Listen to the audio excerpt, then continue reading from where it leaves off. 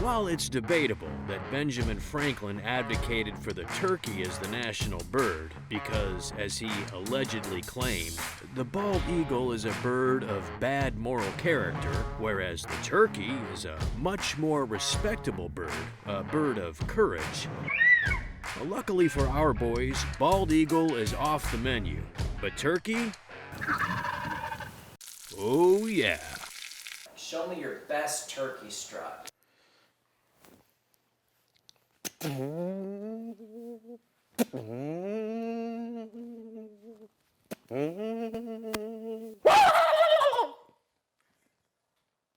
I do? Did I win? If there is one guy in this group that loves hunting turkey more than the rest, it's Mike Marsteller.